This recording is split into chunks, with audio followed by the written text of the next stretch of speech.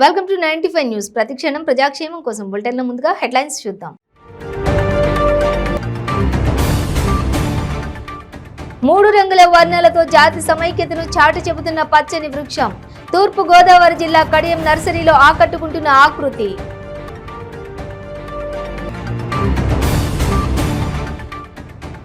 తెలంగాణ వచ్చిన తర్వాతనే నిజమైన స్వాతంత్ర్యం వచ్చిందన్న మంత్రి మల్లారెడ్డి. దేశ ప్రజలందరూ తెలంగాణ ముఖ్యమంత్రి కేసీఆర్ వైపు చూస్తున్నారని వ్యాఖ్య.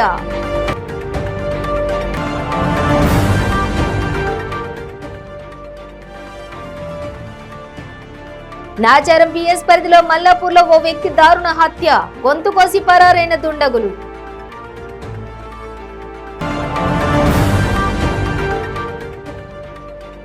కాకినాడ తుని మండలం లోవత్తూరు గ్రామంలోని స్వతంత్ర దినోత్సవం రోజు విషాదం. నాటు తుపాకీ తూటా తగిలి బాలిక మృతి. డీటెయిల్స్ చూసే పచ్చని వృక్షంలో ఒదిగిన 3 రంగుల వర్ణాలు జాతి సమైక్యతను చాటి చెబుతున్నాయి.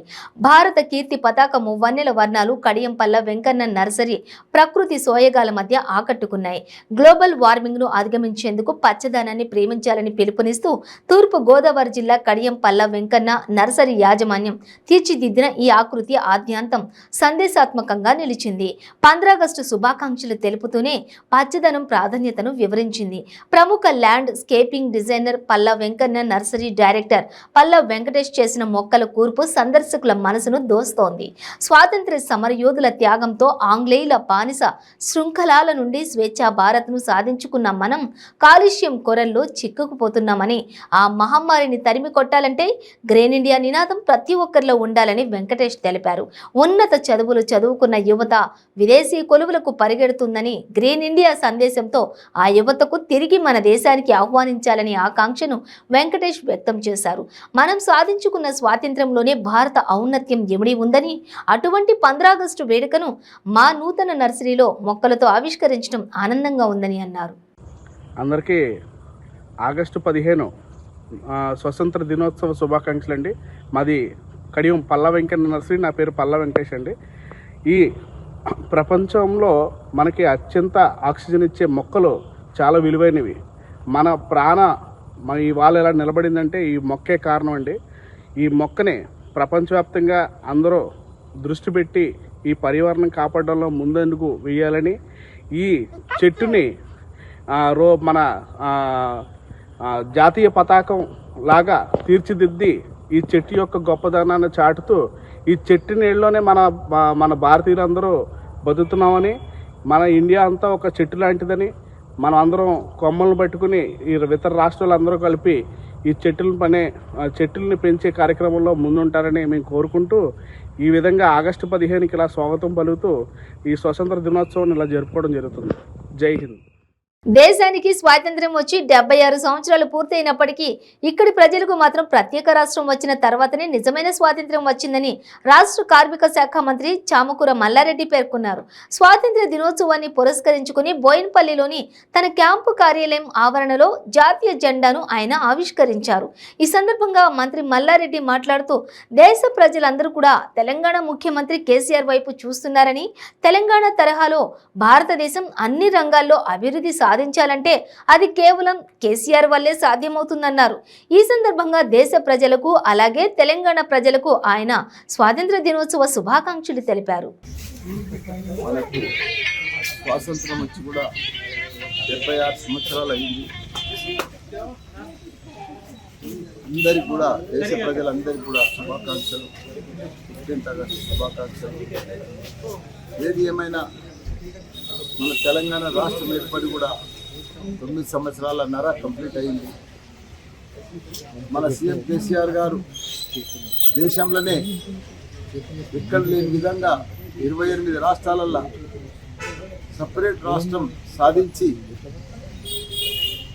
మన తెలంగాణ ప్రజలకు అన్ని రకాల కూడా దళితులకు కానీ, బీసీలకు కానీ, ముస్లింలకు కానీ, ఎస్సీలకు కానీ మన వెల్ఫేర్ ఫండ్స్ తోటి అన్ని రకాల కూడా కులమత భేదాలు లేకుండా ప్రతి ఒక్కరిని కూడా అభివృద్ధి చేసిన ఘనత మన సీఎం కేసీఆర్ గారు. మనకు స్వాతంత్రం వచ్చింది 76 సంవత్సరాల, కానీ మన దేశ ప్రజలకు నిజమైన అభివృద్ధి అనేది కాలేదు. గత ప్రభుత్వాలుండి చేయలేదు. కానీ గత 9 సంవత్సరాల సంది కూడా మన తెలంగాణ అంటే దేశంలోనే ఒక model, Telangana model, KCR model అనే పేరు వచ్చింది. చాలా ఆనందంగా ఉన్నది. అలా అసలు నిజమైన స్వాతంత్రం ఇప్పుడు మనకి 9 ఏళ్ల సందే మనకు. నాచారం పిఎస్ పరిధిలో మల్లాపూర్లో ఓ వ్యక్తి దారుణ హత్యకు గురయ్యాడు. గొంతు కోసి దుండగులు హత్యకు పాల్పడ్డారు.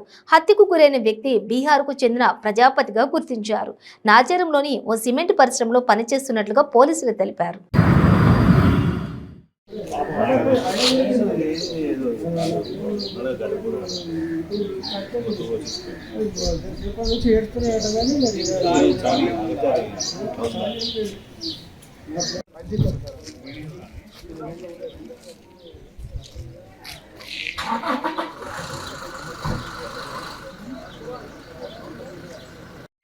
స్టేట్ వస్తుంది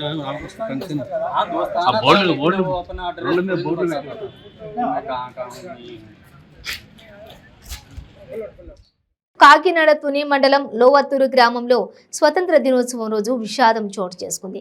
తోటలోని అడవి పందులు వేటాడేందుకు లోడ్ చేసి ఉన్నటువంటి నాటు తుపాకీ మిస్ఫైర్ అయ్యి ధన్యశ్రీ ఛాతీలోకి దూసుకెళ్లి అక్కడికక్కడే మృతి చెందింది. చిన్నారి విగతజీవిగా పడి ఉండటంతో తల్లిదండ్రులు బోరును వెలిపిస్తున్నారు. సంఘటన స్థలానికి చేరుకున్న పోలీసులు కేసు నమోదు చేసి మృతికి కారకుడైన వ్యక్తిని అదుపులోకి తీసుకుని దర్యాప్తు చేస్తున్నారు.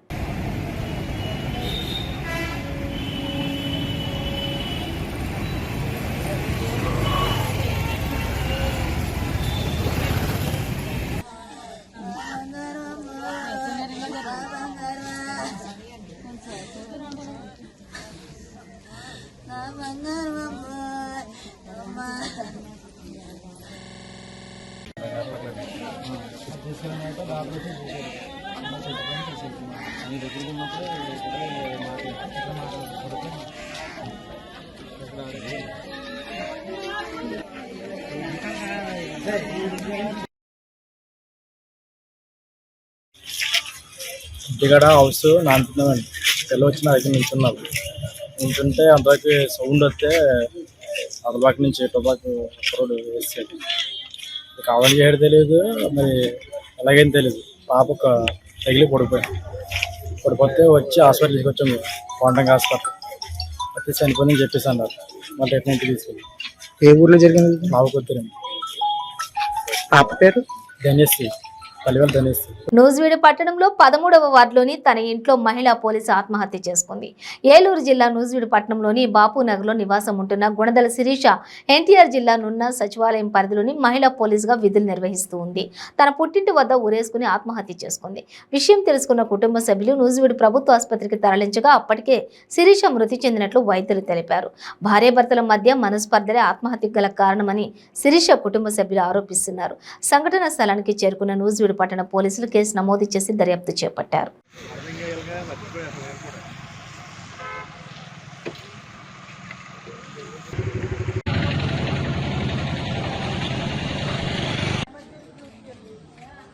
కాశీ విశ్వనాథ్, నాకు ఇద్దరు చెల్లెళ్ళు. నాకు చెల్లెలు నున్న గ్రామంలో ఉంటున్నారు. తాతకుంటలో గద్దలంకయ్య గారి అబ్బాయికి ఇచ్చాము. నా చెల్లెలకి కానిస్టేబుల్గా వర్క్ చేస్తుంది నున్నలో. మొన్న ఆదివారం నాడు అతను బాగా అనుమానపడి కొట్టేపడి 15 కుట్లు పడి ఏంటనేది అడిగితే మమ్మల్ని కూడా బాగా తిట్టాడు. అంతకుముందు నుంచి ఏంటమ్మా మన ఇంటికి వచ్చాక అడిగితే బాగా హెరాస్ చేస్తున్నాడు. పెళ్ళైన కాడ నుంచి మళ్ళీ నీకు చెప్పలేదు ఎందుకని చెప్పలేదని చెప్పింది. నిన్న పెద్ద మనుషులు మావయ్యను మా పిల్లని పంపించాను. పిల్ల ఉంది, పిల్లని కూడా ఇమ్మని చెప్తే పిల్లని ఇవ్వకుండా ఇష్టం వచ్చినట్టు మాట్లాడారు. దాంతో వచ్చి చెప్పిన తర్వాత రాత్రి అలా ఏడుస్తూ పడుకుంది.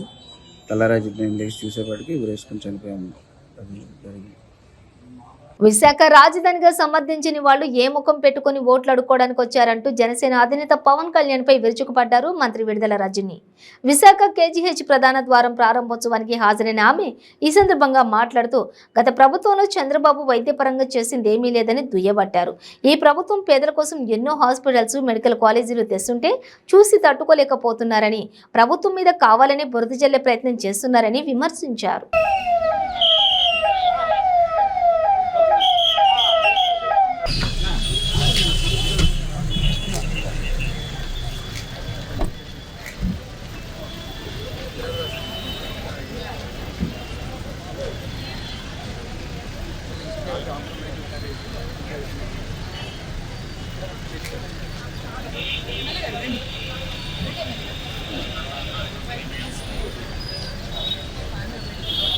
జై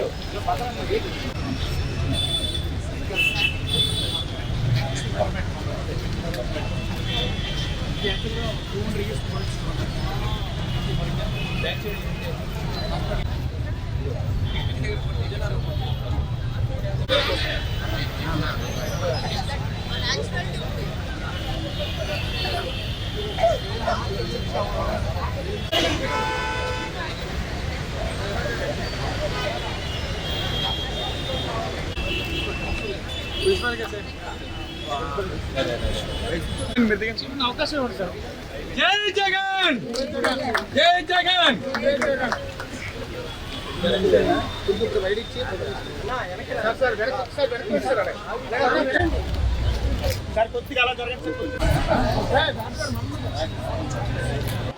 అందరికీ నమస్కారం. ఈరోజు ఒక గొప్ప కార్యక్రమంలో భాగం అవ్వడం చాలా సంతోషంగా ఉంది. మీ అందరు కూడా నాతో పాటు చూస్తూ ఉన్నారు. ఈ మన Andhra medical college, king George hospital మరి 100 సంవత్సరాలు పూర్తి చేసుకుంటున్నటువంటి తరుణంలో మరి ఈరోజు ఈ సెంటనరీ ఆర్చ్ని మనం ప్రారంభించుకోవడం జరిగింది. మరి మనం చూసినట్టయితే ఈ ఆంధ్ర మెడికల్ కాలేజ్ 1923లో ఇది మనకు అందుబాటులోకి వచ్చింది. ఇప్పుడు మనము 2023 అంటే 100 సంవత్సరాలు మనము జరుపుకుంటున్నటువంటి పరిస్థితి. మరి 100 సంవత్సరాలు జరుపుకున్నటువంటి సెలబ్రేషన్స్లో భాగంగా ఈరోజు మనము ఈ సెంటినరీ ఆర్చ్ని మనం ప్రారంభించుకోవడం జరిగింది. మరి ఇది 30 లక్షల ఖర్చుతో దీన్ని మనం ఈరోజు ఏర్పాటు చేసుకొని ప్రారంభించుకోవడం జరిగింది. అలాగే దీంతో పాటు క్యాజువాలిటీ, లోపల ఉన్నటువంటి క్యాజువాలిటీని మనం పూర్తిగా కూడా ఉన్నటువంటి క్యాజువాలిటీని ఆధునీకరించి ఈరోజు ఒక 14 బెడ్స్ కెపాసిటీతో ఈరోజు క్యాజువాలిటీని, అడిషనల్ బెడ్స్ని మనం ఏర్పాటు చేసుకుని మరి ఈరోజు ప్రారంభించుకోవడం చాలా సంతోషంగా ఉంది. అది కూడా ఒక 30 లక్షల ఖర్చుతో మనం దీన్ని ఏర్పాటు చేయడం జరిగింది. మరి మొత్తం కూడా 60 లక్షల ఖర్చుతో దీన్ని ఏర్పాటు చేసుకోవడం జరిగింది, ఈరోజు ప్రారంభించడం జరిగింది. మరి ఈ కార్యక్రమంలో నాతో పాటు మన సౌత్ ఎమ్మెల్యే వాసుపల్లి గణేష్ గారు, అలాగే మన ఎంపీ ఎంబీవి సత్యనారాయణ గారు, అలాగే గౌరవ జిల్లా కలెక్టర్ గారు మల్లికార్జున ఐఏఎస్ గారు, వీళ్ళందరూ కూడా పార్టిసిపేట్ చేసి ఇక్కడ ఉన్నటువంటి ప్రజాప్రతినిధులందరూ, అలాగే ఇక్కడ ఉన్నటువంటి కాలేజ్లో ఉన్నటువంటి మా మెడికల్ స్టాఫ్ అందరూ కూడా కలిసి ఈరోజు ఇది ప్రారంభించుకోవడం చాలా సంతోషంగా ఉంది. మన గౌరవ ముఖ్యమంత్రి వర్యులు శ్రీ వైఎస్ జగన్మోహన్ రెడ్డి గారు మరి మనకున్నటువంటి ఈ ఆంధ్ర మెడికల్ కాలేజ్కి సంబంధించి 600 కోట్లతో నాడు నేడులో మనం దీన్ని అభివృద్ధి చేసుకోబోతూ ఉన్నాము. మరి దీంట్లో భాగంగా ఏదైతే నాడు నేడులో మనము రెనోవేట్ చేసుకుంటున్నామో ఇప్పటికే దానికి సంబంధించి ఒక 73 కోట్లతో పీజీ బాయ్స్ అండ్ గర్ల్స్ హాస్టల్ని మనము ఏర్పాటు చేసుకోవడం జరుగుతూ ఉంది. ఇంకొంచెం ఫేస్డ్ మేనర్లో మిగతావన్నీ కూడా మనము ఏర్పాటు చేసుకోబోతా ఉన్నాము. అట్ ది సేమ్ టైం ఒక 79 కోట్లతో మనము ఎక్విప్మెంట్ని ఇక్కడ మనము ప్రొక్యూర్ చేసి ఇక్కడ ఏర్పాటు చేయబోతా ఉన్నాము. అలాగే 12 కోట్లతో ఈ ఎంఆర్ఐ స్కాన్కి సంబంధించినటువంటి ఎక్విప్మెంట్ పర్చేస్ ఆర్డర్ కూడా ఇవ్వడం జరిగింది. అలాగే 4 కోట్లతో సిటీ స్కాన్ని కూడా మనము కొని మరి దీన్ని ఏర్పాటు చేయడం జరిగింది. ఇది ఇన్స్టాలేషన్ ప్రాసెస్ జరుగుతుంది. అతి తొందరలో కూడా ఈ సిటీ స్కాన్ సేవలన్నీ కూడా మనము ఇక్కడ ఉన్నటువంటి వాళ్ళందరికీ కూడా అందుబాటులోకి తీసుకురాబోతా ఉన్నాము. శ్రీకాకుళం జిల్లాలో దారుణం చోటు చేసుకుంది. నగరంలో మహిళలను గుర్తు తెలియని వ్యక్తులు అతి దారుణంగా హత్య చేశారు. దీనిపై పోలీసులు విచారణ చేపట్టారు.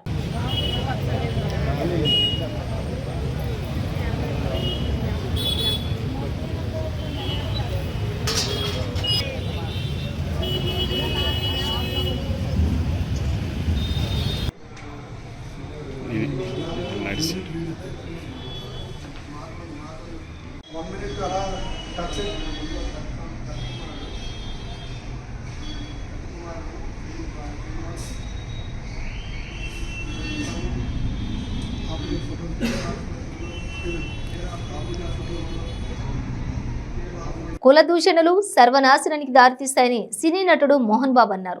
స్వాతంత్ర్యం దినోత్సవాన్ని పురస్కరించుకుని తిరుపతి జిల్లా చంద్రగిరి మండలంలోని మోహన్ బాబు యూనివర్సిటీలో మొక్కలు నాటే కార్యక్రమం చేపట్టారు. తన స్వగ్రామం మొదుగులపాలెం వాసుల్ని పిలిపించి వాళ్లతో కూడా మొక్కలు నాటించారు. మొక్కలకు కావలసిన మట్టి, ఇసుకను అక్కడి నుంచే తెప్పించామన్నారు. తన చిన్ననాటి స్నేహితులతో మోహన్ బాబు సరదాగా ముచ్చటించారు.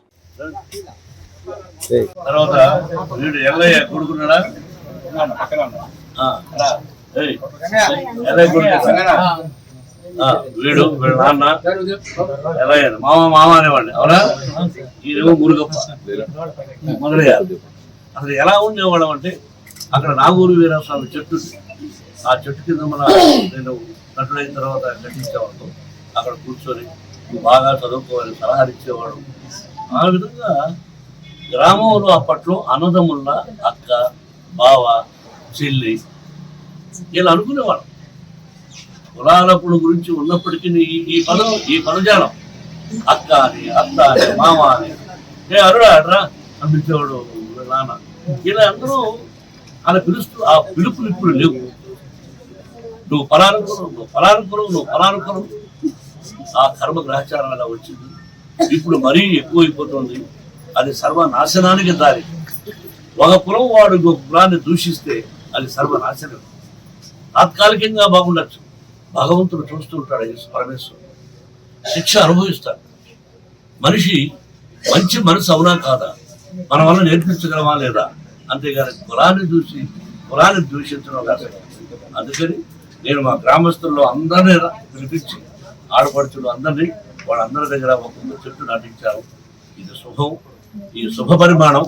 అంటే భారతదేశం మన తల్లి, అలాగే మన తల్లి లాంటి గ్రామాన్ని గౌరవించాలి, గ్రామ ప్రజలను గౌరవించాలి అనే ఉద్దేశంతో ఇది ప్రారంభం చేశాను.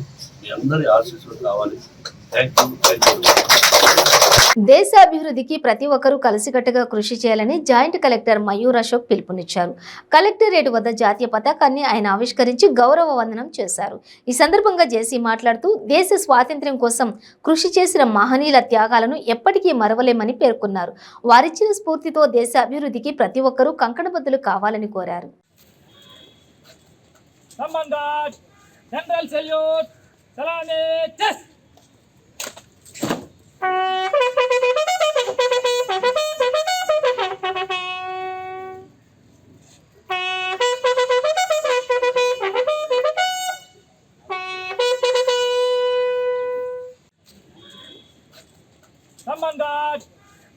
chest.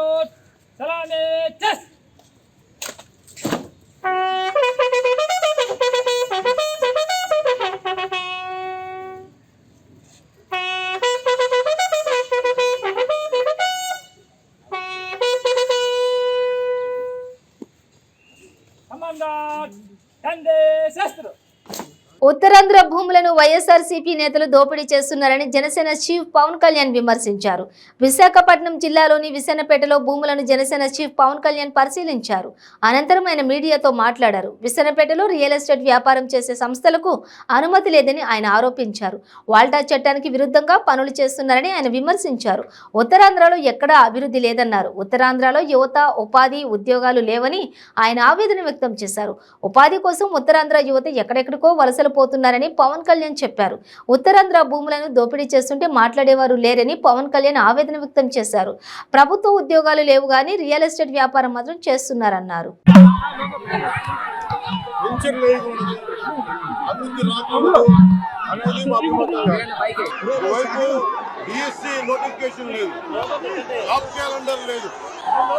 ఇవేమి లేకుండా రాష్ట్రం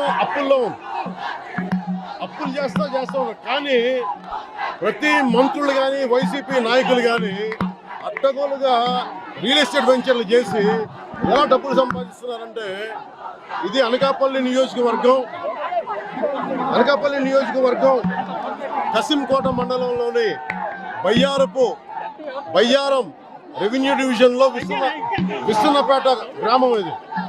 ఇది బేసిక్గా ఈ భూములన్నీ 600 ఎకరాల పైచులకు ఇవి పొరంబోకు భూములు, దళితుల భూములు, పైగా ఇవన్నీ క్యాచ్మెంట్ ఏరియా. ఆ పక్కన రంగబోలు ప్రాజెక్టుకి 47 ఎకరాల రంగబోలు ప్రాజెక్టుకి ఎంత క్యాచ్మెంట్ ఏరియా. అలాగే ఈ రియల్ ఎస్టేట్ పర్మిషన్ లేవు, పర్మిట్ లేవు. ఒకవైపు యువత ఉద్యోగాలు లేకపోతా ఉంటే వీళ్ళు 13,000 కోట్ల రూపాయలు రియల్ ఎస్టేట్ వెంచర్ చేశారు. ఇక్కడ రో హౌసెస్ వస్తాయని. ఒకవైపు దిక్కు దివాణం లేదు ఉద్యోగాలకి.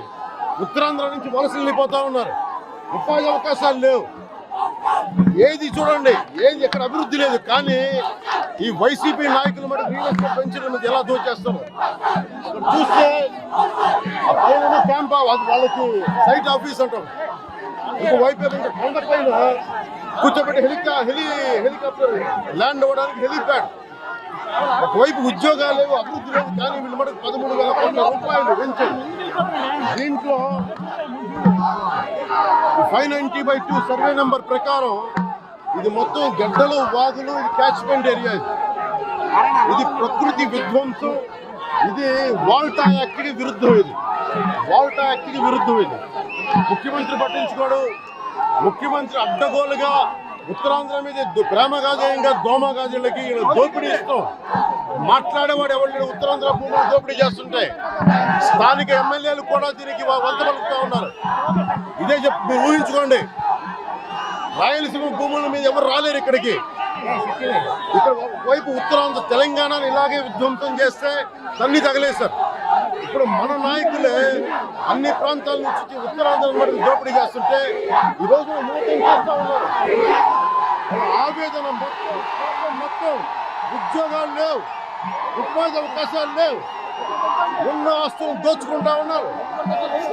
ఆవేదన ఈ రోజున మెయిన్ రోడ్ నుంచి 20 కిలోమీటర్ల లోపలికి వచ్చాం అందరం.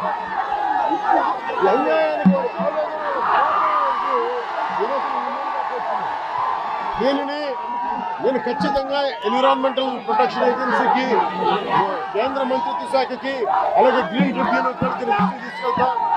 మీరు ఉద్యోగాలు ఇవ్వకుండా, ఉపాధి అవకాశాలు ఇవ్వకుండా అడ్డగోలుగా వెంచర్స్ దోచుకుందామని దానికి జనసేన వ్యతిరేకం.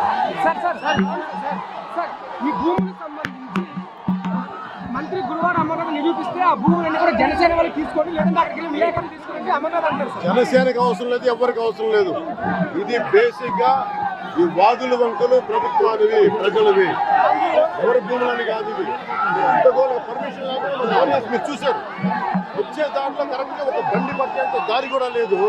ఇక్కడికి రాగానే 100 అడుగుల రోడ్డు. 100 అడుగుల రోడ్డు కూడా దాదాపు ఎన్టీ రామారావు గారు దళితులకు ఇచ్చిన పట్టా భూముల రోడ్లు వాళ్ళు ధ్వంసం చేసి రోడ్లు వేశారు. ఎవరు పర్మిషన్ ఇచ్చారు? ఇది నేను మంత్రులతో మాట్లాడలేదు, డైరెక్ట్ జగన్ తోనే మాట్లాడుతున్నా. మధ్యలో మాట్లాడేవాడి గురించి మాట్లాడుతున్నా. జగన్ ముఖ్యమంత్రులు బాధ్యత తీసుకోవాలి, చీఫ్ సెక్రటరీలు బాధ్యత తీసుకోవాలి, రెవెన్యూ శాఖ బాధ్యత తీసుకోవాలి, కలెక్టర్ బాధ్యత తీసుకోవాలి. మీరు ఇన్ని అడ్డగోలుగా దోచేస్తున్నా. మీరు అందరూ ఏం చేస్తున్నారు? ప్రభుత్వ ఆస్తుల్ని కాపాడాల్సిన బాధ్యత మీకు లేదా? మీరు ప్రాథమిక హక్కులు ఉల్లంఘించట్లేదా? ప్రాథమిక బాధ్యతలు 11 బాధ్యతలో ఒకటి కీలకమైంది. బులెటిన్ ముగించే ముందు హెడ్లైన్స్ మరోసారి. 3 రంగుల వర్ణాలతో జాతి సమైక్యతను చాటి చెబుతున్న పచ్చని వృక్షం. తూర్పు గోదావరి జిల్లా కడియం నర్సరీలో ఆకట్టుకుంటున్న ఆకృతి.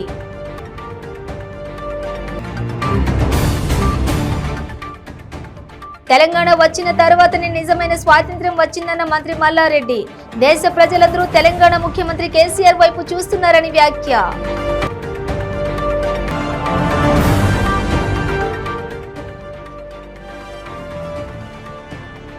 నాచారం పిఎస్ పరిధిలో మల్లాపూర్లో ఓ వ్యక్తి దారుణ హత్య. గొంతు కోసి పరారైన దుండగులు.